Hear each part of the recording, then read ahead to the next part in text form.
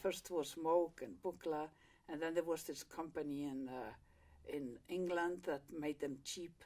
That's like what Brian Eno used, and a lot of other people. So we bought that because we wanted to know if we could use an audio synthesizer as video synthesizer. So that was like clear passion from day one, and to be altering the signal, altering the images, playing them backwards. but the participation, this alternate culture, we always saw as separate as the other thing that we did. We did those two things. And then somewhere in between we did kind of a bit of a third thing, which was to make the social scene, the documentaries. But in that we were very passive. We worked with people like George Stoney and the group from NYU. It was called Alternate Media Center. They were on Bleecker Street. So, but we kept them kind of in our minds as separate one. It's interesting. Don't know why. I'm flashing red, but we'll get another Quick question, Joan. When do I touch your frame? Am I in your frame now? Nope. Now? Nope. Now? Yes. I'm happy as I could be. Thank you. Yeah, so you can go to right. the front of that. Yeah, right there. Inch, yeah. So with the video, when you started getting into the video work, and how would you describe it? Were you interested in signal processing? Were you interested in this relation between audio and video, or how would you describe what was driving this work? No, it was absolutely that. We said it's the same art material. It is the audio and the video. It is the signal. And I'm sure when you talk to Woody, he's going to have a big manifesto about it, because it meant a lot to us. It was that discovery of signal processing. And most of our early work, that is our so-called artistic work, is about signal processing. And everybody said, well, you're just processing signals. You're just experimenting. And we are doing art or something like that. But we never worried about it. First of all, we were not so sure we wanted to do art.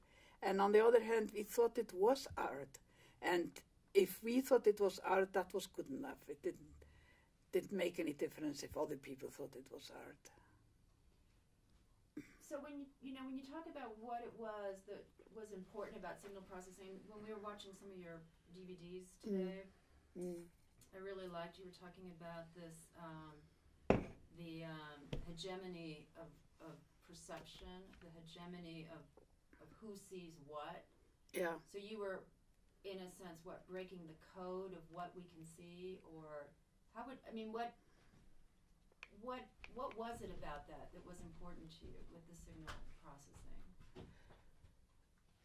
Yeah, it is interesting. It is just like the new frontier. I mean, you could say, like, if you're comparing this, say, to a painter who gets totally obsessed with some aspect of painting, or using big brush or small brush or something, I have no way of explaining otherwise.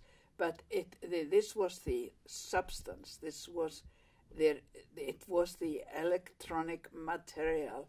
It meant so much to us, and we just liked the phenomena, and we liked this is something that I have found some colleagues also who are in the same, very few though. It's about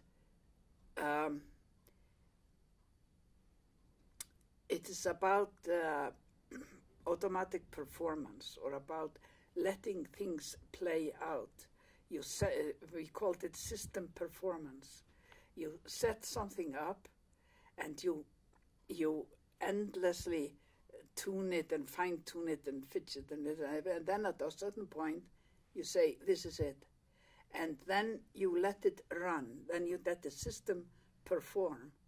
And there are sometimes because there is such a temptation to go in and turn a knob a little bit or do something, we would walk out of the studio, keep the recorder recording, and then come back after the tape had run out rewind it and play it and see if we really got what we wanted to. So it was very much about that. It was that relationship between when it's a personal touch and when it is not a personal touch, and when you give it up to God, to Mr. Media God. Must be a male. I've got a question, but Yeah, go ahead. The signal, and you and Woody manipulating it and then letting it go off on its own. You remind me of conductors with an orchestra. Yeah. With an orchestra that you let them somehow have a part in the composition. And do you ever see a relationship of your background in music and the waveform of music and of sound to what you evolved into with Woody? No. There is no relationship between instrumental music, and I was an interpretative artist in that, not a originating artist. There's kind of a big divide between those two, between the whole thought of it and everything. And this electronic music, I lost it. There was something that definitely. Ask me the question again. Well, I guess just do you see the relationship between music, the form of it, the physical form of the music, and how your background in music? Yeah, no, I know what you're saying. It's about the relationship and the performance. It is the timing. See, I knew timing, and I see very often in my colleagues that they don't know timing. They know how to make the picture. They know everything, and they have a problem with that. And for me, it is all built on my background in music, because music is nothing but timing. And when you listen to even a soloist, if you listen to a violinist, that they are both excellent, and one knows timing. And what that is a mystery. It is about maybe it is just that they come in with a downbeat either slightly before or slightly after where it exactly should be, or they pull a note somewhere in there to be longer, and it's not the note that you expect, like the top note of the melody, but maybe the bottom note. There is something about and putting like air into it that it's so strange. You know that this music is better than that music, although it ought to be exactly the same. And it is because of those kind of things.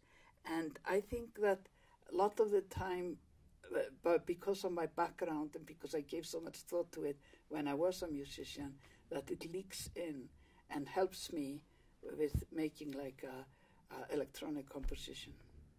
But this might be just my impression, my.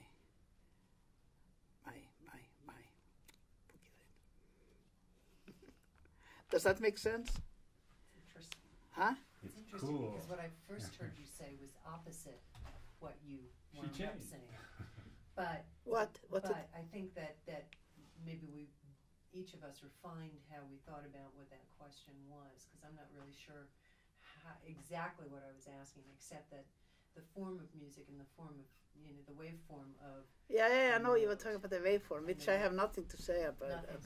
Yeah. So it's really not on that level, but your background as a musician, and you said interpretive as opposed to the composer, it informs this thing that you evolved into doing. Yeah. No, you see, I did something called Violin Power. It's a name for a whole series of experimentation I did. And there I do play the violin in order to create waveforms. But the violin isn't, this is why violin is such a gorgeous instrument, that it sends all kind of spikes into it, or noise or something. So it is, like flute is much more of a pure sine wave, and violin has the scratchy and then you add the vibrato and so on and so forth. But I did use the violin to create waveforms that moved the image, but I had to send it through a phase shifter. That was a special instrument, a big box. Everything was a big box in old days. In order to smooth it out, so even if the original violin sounds, a sine wave isn't like it, it's like this, that when it goes through this instrument, it became a sine wave, and I could use it to alter the video. So that's also a background, a musical background.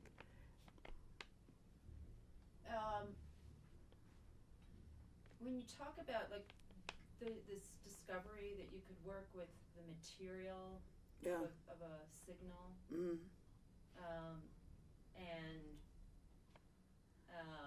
compose with it, right? In a sense, or how would you describe them? What were you doing with the signal? You know, is it composing? Is it something else? It is probably something else, because you discover like that you can pulsate, you know. That's not really composition, but visually it's very satisfying if you have something that then pulsates, and you can change the frequency of it faster, slower, and things like that.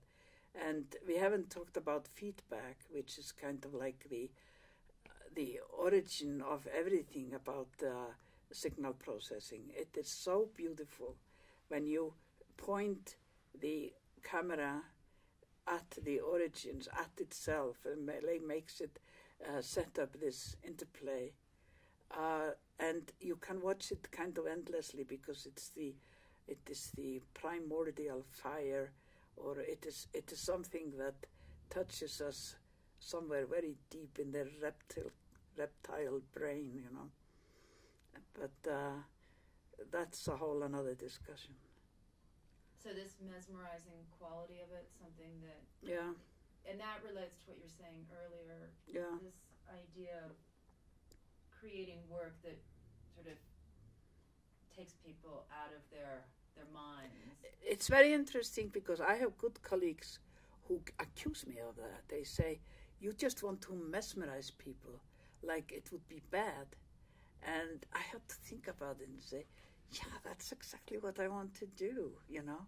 But there are definitely people who don't want that, neither want me to do it, nor would ever do it themselves, or be subjected to mesmerism, you know. But so, what is it about the electronic media that is so mesmerizing? Say, different from music, or different from, or is it different? But you could certainly differentiate it from music or from other forms of performance. What is it in the electronic signal that you think is so captivating? This is a question for Woody, for God's sake. Well, I mean, yeah, it is interesting. I don't know if it is mesmerizing to everybody, or if it's even interesting to other people, or if they understand that it's now electronic signal and that it has this value. I don't know about all of that, but it is drastically different from film. And this is again something that for general audience doesn't mean anything. They just see the image and the story. They are involved in the story. So whatever medium, but you know it. It's kind of like totally obvious that this media are very, very different. That one is optical, and the other one is electronic. Is the signal. And mind you, what's interesting, I knew that when we were going to be moving to this digital video, which shouldn't be called video anymore, it's like digital images, I thought that you would lose a lot of those things. And sure, you lost some of it, but you gained a lot. Like what you gained so much is that you can address the inside the frame. You can address like a pixel, or you can address like we were doing the other night with Rob's program, that if it doesn't move, if it's a steady image, it just repeats itself and is steady. And then if you move inside it, it's a complete magic. And people usually don't understand. They say, "How is this done?" But it's very simple. And when you are dealing with electronic, like in this case, it's a software program, it is incredibly simple, you know. But so you have to just catch it, because this is a magic, and you see it coming and you catch it, you know. I want that. I almost. Oh. Yeah, no. Well, I almost get the feeling what you're describing is, you know, we have all this electromagnetic energy here, but you're almost making visible this invisible space of the electronic field that's anyway here. Yeah, it is interesting that the filmmakers and photographers, when we were starting, they said, how can you work with something that you cannot see? At that time, it was very uncomfortable to think about that you will be working with images that you can't really see. They are not on a film where you can watch them, diapositive or something like that. But I thought that was the liberation. I always thought, thank God it's not a film that I have to look at as a material, that it is actually immaterial, you know.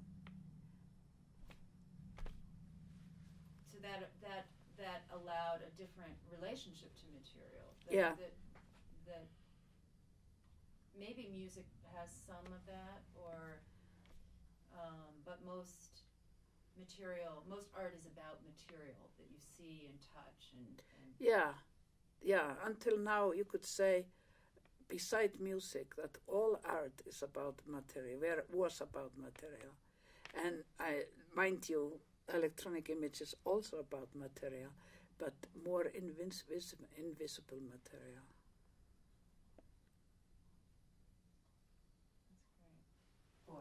Boy. That's the theme. Yes. That's a major thing. That was a great question, because that really illuminated for me in a way maybe I didn't fully realize how much what your art is showing is that invisible world in which we now dwell all of the time. It is around us, it is of us. That's the world that enables us to live the way that we're living now, right now, in this age of this the internet, technology, the technology age, whatever age. Where none of our art can we touch, where if the electricity goes off, your artwork dies. You know, there's no sculpture, there's no painting, there's no, where is it? It's gone. You know, when one thing, but this is maybe a question for Woody, because it was something Woody said, and then we'll stop, because I know, see, it's tiring after like an hour. Yeah, are you getting tired of this? No, that's okay. Don't tape it. Let's just say. Anyway, you know, what do you tape it? My little thing Yeah, stopped. It's okay, it stopped because it got hot. But you know, the question, but I think something Woody said at Kansas City that really struck me when you were having the show, we said it to the audience, was he talked about, what is it about media that's inside us? That there was, do you remember him saying that, or have you heard him say that before? Go on, I'm not really. To me, there was something, I think it relates to what you're saying too. There's this electromagnetic thing that actually we are, our hearts have an electromagnetic pulse going on. We are composed of it. You know, it's a natural resource, actually, the electromagnetic field. And he described it as being something in us, and that it intrigued me as a sort of way of perceiving what is this expressing, you know, and because the work does, you know, because that's a whole other chapter to get into more specifically, how it's not, like you say, it's not about the story. It's about some other mode of perception or of experience with a place or with an object or with a electronic pulse, right? Yeah. No, see, Let me see. You can turn it on. See, what is interesting that when people see an effect, like the line effect, where that the topological effect, they know it is logical, but often they don't understand the logic. But the logic is just that if the image is dark or black, the lines don't lift. If it is very bright, they lift a lot more.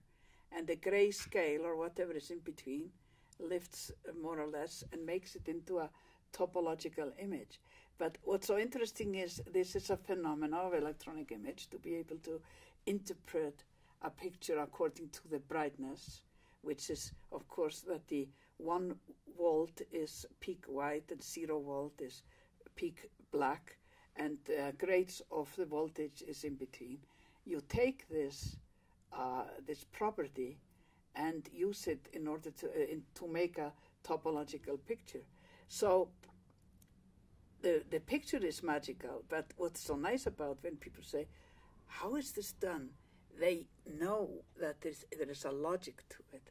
They just don't know what the logic is. And that is very often in all of those electronic processes, image processes. You kind of recognize it, even if you don't know what it is.